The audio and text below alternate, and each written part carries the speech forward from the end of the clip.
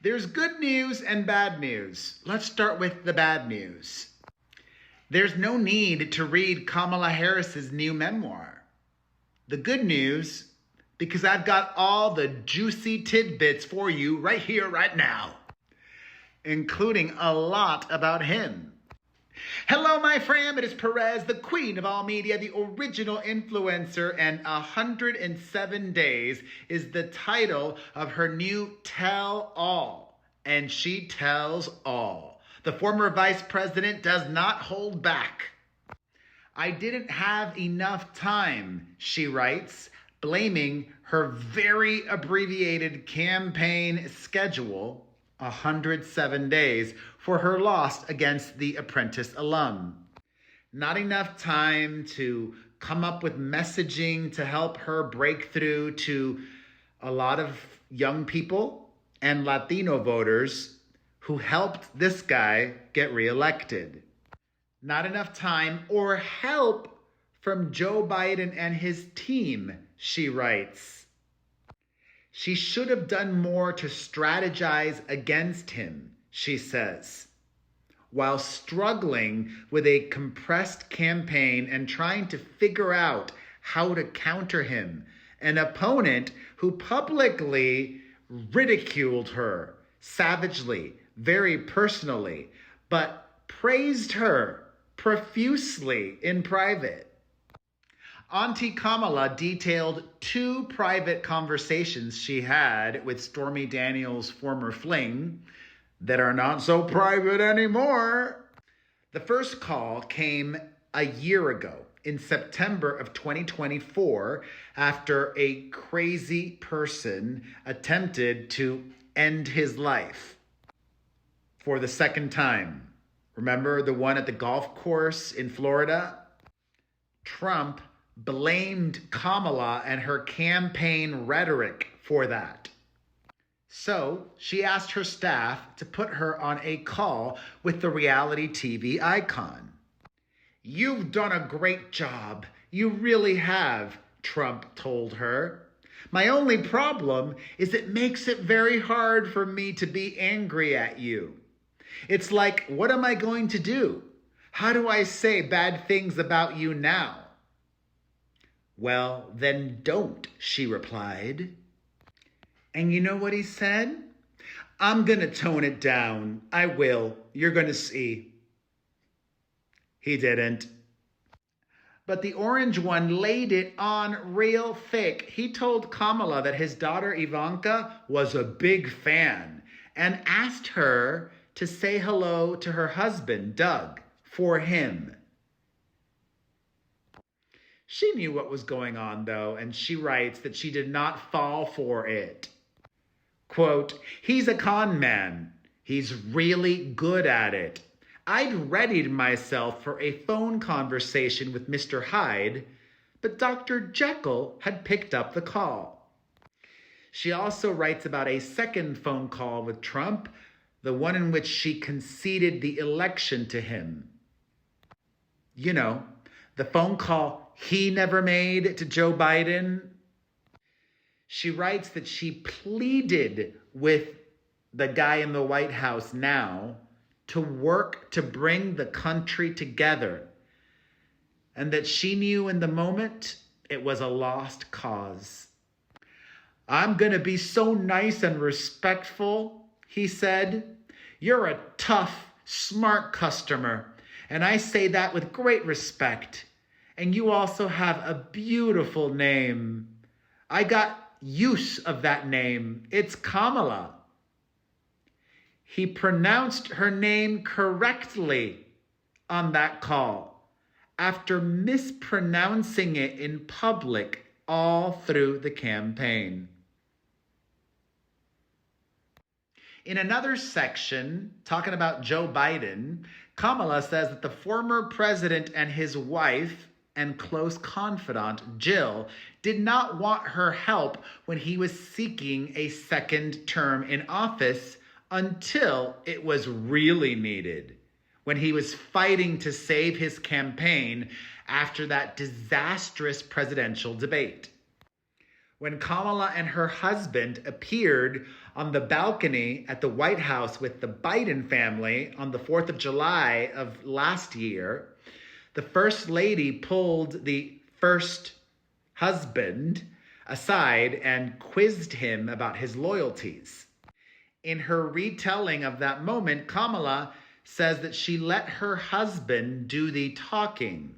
Quote, "They hide you away for 4 years, give you impossible jobs, don't correct the record when those tasks are mischaracterized, never fight back when you're attacked," her husband said to her, using an expletive. "Now, finally, they know you are an asset and they need you to reassure the American people. And still, they have to ask if we're loyal?" And once he was out of the race, Biden got in her way. Minutes before she was to step on stage at a presidential debate in September of 2024, Kamala says in her book that she got a call from Biden. He relayed that his brother told him that she was bad-mouthing him and that several power brokers in Philadelphia were threatening not to support her because of it. Minutes before her debate with that dude. And Biden then went on to insist that his disastrous debate with Trump had not hurt him with voters and that he had beaten Trump. "I just couldn't understand why he would call me right now and make it all about himself," Kamala writes, "distracting me with worry about hostile power brokers in the biggest city of the most important swing state." There are several scenes like this in the book about Biden's ego and how that hurt her when she needed him the most. The day after she debated Trump, she watched as Biden wore a Trump hat during a visit to the Shanksville Volunteer Fire Department. She watched the photo spread around the internet with the caption, "Biden endorses Trump over Harris." She struggled to balance her loyalty with Biden against her belief that Trump posed a dire threat to America. Throughout the book, she wrestled with the choices she made not to separate herself from Biden. She likened an appearance on The View to pulling the pin on a hand grenade, suggesting that in the moment, she did not grasp the level of animus the public had for the 81-year-old Biden seeking a second term. Kamala reveals that her initial pick for VP was not Tim Waltz, it was Pete Buttigieg. I love Pete. However, she says that she did not believe America was ready for a black woman and a gay man to carry a ticket. Quote, "He would have been an ideal partner if I were a straight white man. But we were already asking a lot of America to accept a woman, a black woman married to a Jewish man. But knowing what was at stake, it was too big of a risk." Well, Pete Buttigieg got wind of this bit in her book, and he has responded. The former Secretary of Transportation says he was surprised to read that passage from her upcoming memoir. And, quote, "My experience in politics has been that the way that you earn trust with voters is based mostly on what they think you're going to do for their lives, not on categories." I disagree. She was right. As a gay man, I don't believe Pete in my lifetime, or at least not any time in the next 10 years, could be president. ... Unless he switches parties and runs as a Republican. Then I think Pete Buttigieg could be elected president. Pete added today, you just have to go to voters with what you think you can do for them. Politics is about the results we can get for people and not about these other things. Pete adds that Kamala's statements about America not being ready for a black woman and a gay man to top a ticket, he says that, quote, that was not something that we ever talked about. In her memoir, Kamala then walks through her thinking process as to how she ended up picking Tim Waltz as her running mate. She did not choose Senator Mark Kelly, whom I like better than Tim Waltz, because she feared what the brutalities of a modern political campaign would do to someone she regarded as an American ideal of selfless service. I couldn't afford to test Mark Kelly in that ugly grinder, she writes. Mark Kelly would have been way better than Tim Waltz, I say.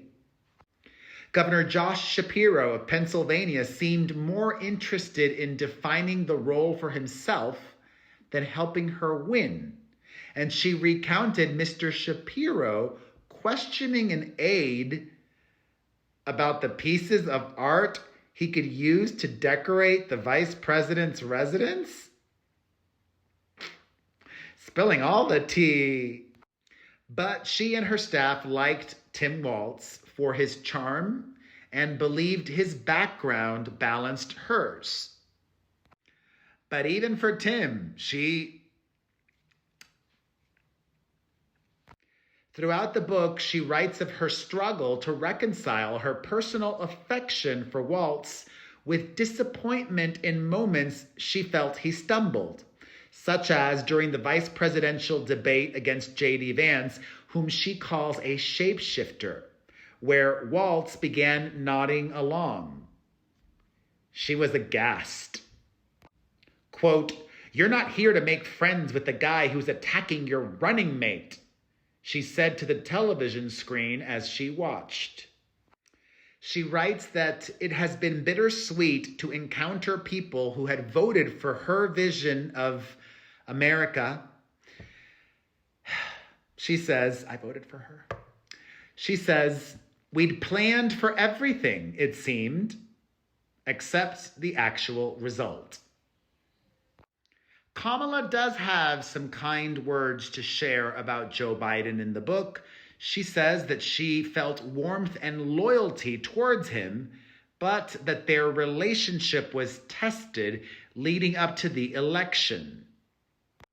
She also details trying to distance herself from Biden, acknowledging she took too much time before realizing his negative impact on her candidacy.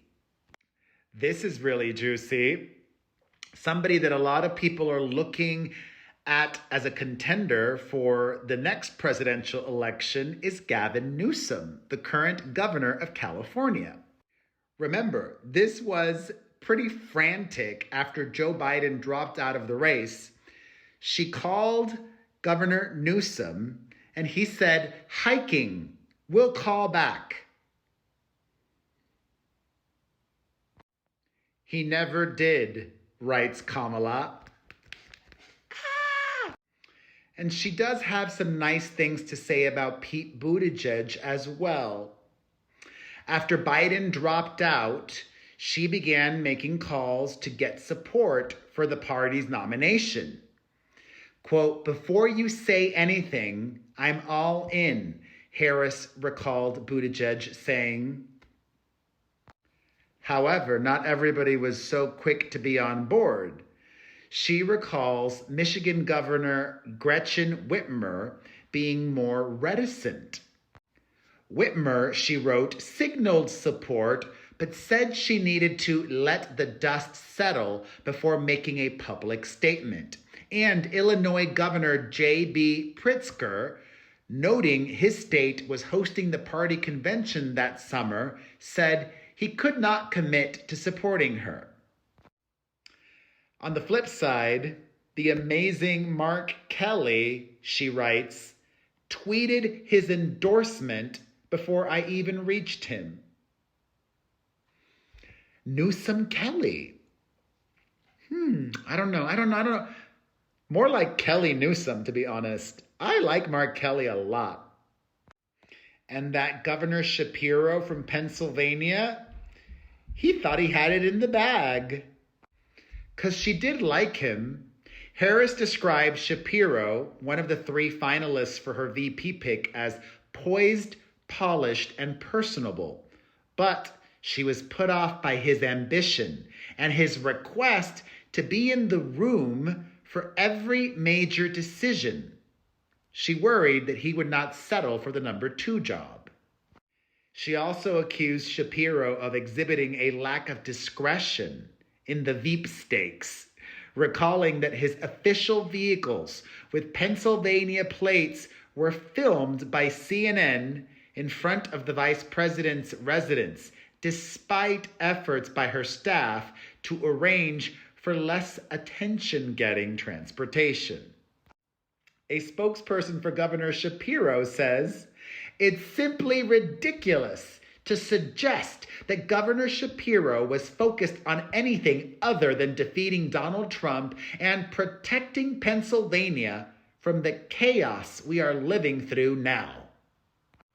The governor campaigned tirelessly for the Harris-Waltz ticket, and as he has made clear, the conclusion of this process was a deeply personal decision for both him and the vice president.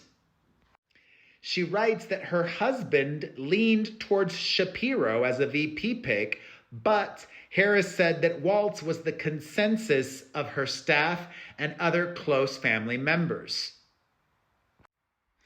On second thought, I might pick up her memoir after all. The book on tape. I don't have time to read, but I can listen when I'm at the gym or in the car or folding laundry or eating. Your boy is busy.